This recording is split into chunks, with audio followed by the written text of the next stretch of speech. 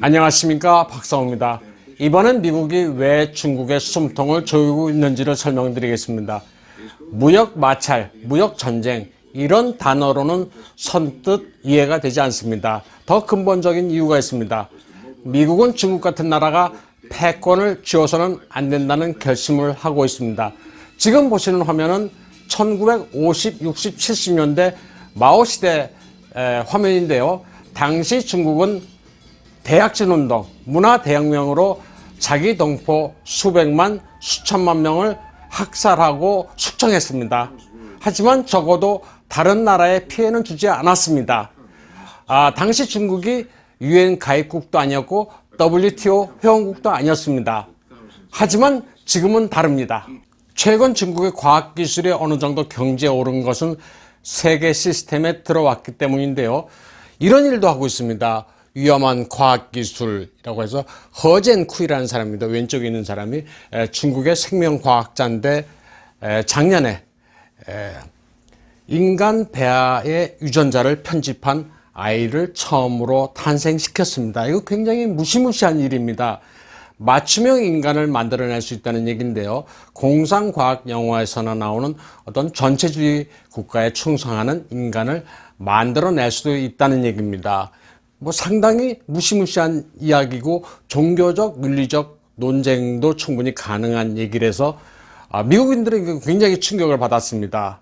미국에서는 낙태만 가지고도 논쟁이 치열하죠. 그러니까 기독교 신앙이 기본적으로 깊게 깔린 미국인으로서는 이거 받아들일 수가 없는 겁니다. 그런가 하면 이거 보시면 Chinese scientists gene hacked super smart human monkey hybrids라는 책 제목이 보이는데요. 사람 유전자를 원숭이 뇌에 주입해서 복제형 동물을 만드는 연구도 시도하고 있다라는 겁니다. 이거 굉장히 있을 수도 없는 얘기입니다. 아무리 과학기술이 발전해도 상상할 수도 없는 일들을 중국이 하고 있습니다. 중국이 자랑하는 첨단 과학기술들은 대체로 사악한 목적에 사용됩니다. 대표적인 것이 왼쪽 화면의 CCTV죠. 이 CCTV는 중국 신장 위구르 지역 같은 데는 골목골목마다 다 깔려 있습니다. 그리고 이와 연동돼서 안면 인식 프로그램도 상당히 발전되어 있습니다. 그래서 반체제 인사 얼굴이 화면에 뜨면 단 몇 초 만에 신원이 다 파악이 됩니다. 그리고 그 바로 밑에 화면은 파이어월입니다. 인터넷 장벽이죠. 중국은 초감시 사회인데다가 정보 통제 국가입니다. 그래서 미국의 페이스북이나 유튜브나 트위터가 중국에서는 사용이 안 되죠. 전체주의 국가의 표본인데 정보를 통제를 해서 국민들의 사상 통제를 한다는 겁니다. 그리고 저 오른쪽 화면 무현금 성시 주관이라고 표시가 되어 있습니다. 산동성 진안시의 한 백화점에서 현금 없는 결제 시스템을 시범적으로 실시하고 있는 화면인데요. 바로 밑에 화면은 위챗페이입니다. 이런 이제 현금 가지고 다니지 않고 모바일로 결제하고 할 수 있는 시스템이 일견 굉장히 편리해 보입니다. 하지만 이것은 전체주의 국가가 국민을 통제하기 위한 방법이기도 합니다. 개개인의 씀씀이나 이동 동선이 다 나타나기 때문인데요.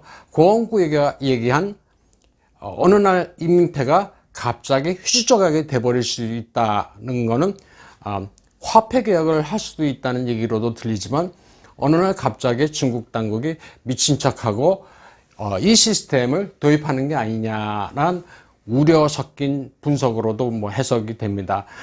최근에 화웨이와 함께 미국의 제재 대상 리스트에 오른 중국의 두 개 기업입니다. 왼쪽은 하이캉 웨이스, 감시 카메라에서 선두를 달리고 있는 기업이고요.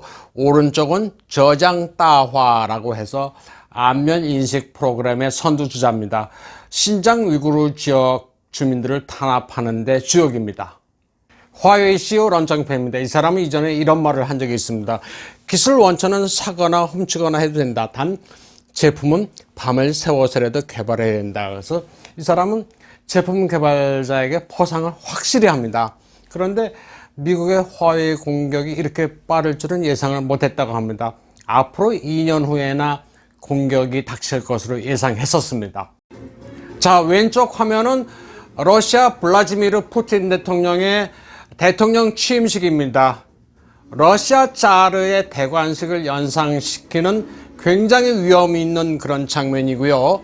오른쪽 화면은 화웨이의 선전 본사에서 열린 과학기술 시상식입니다. 이 과학기술 시상식에는 터키의 에르달 아리칸이라는 과학자가 받았습니다. 화웨이의 5G 기술의 필수적인 폴라 코드라는 것을 개발한 공로로 수상을 했는데요. 이 선전 헤드쿼터 보면 대단합니다. 놀이공원 같기도 하고 유럽의 고성 같기도 하고요. 이 안에는 모노레일까지 있습니다. 상당히 큰 규모의 스마트 시티인데요. 여기서 런정페이가 이 사람한테 수상을 했습니다. 런정페이의 과학기술과는 대단합니다.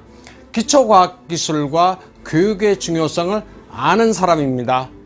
바이두의 리엔홍이나 텐센트의 마화탕이나 마윈과는 급이 다릅니다.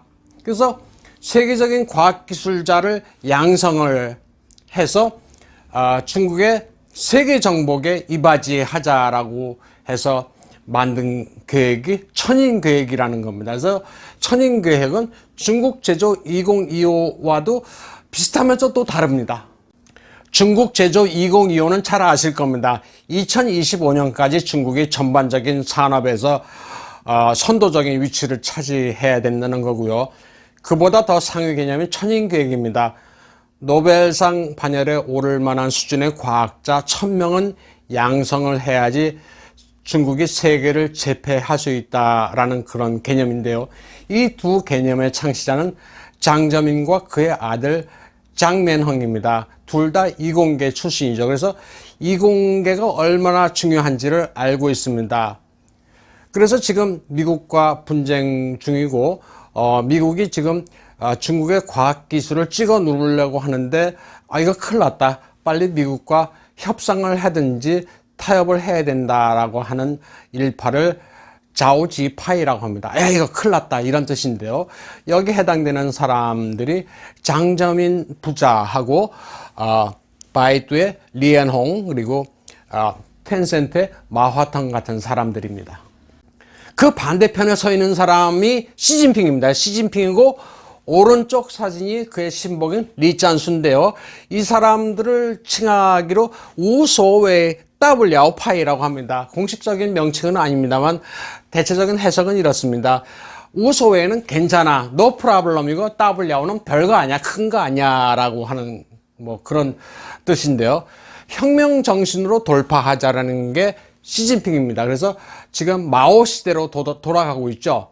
그 시진핑은 청년 시절까지 산시성의 공피판 데서 살았습니다.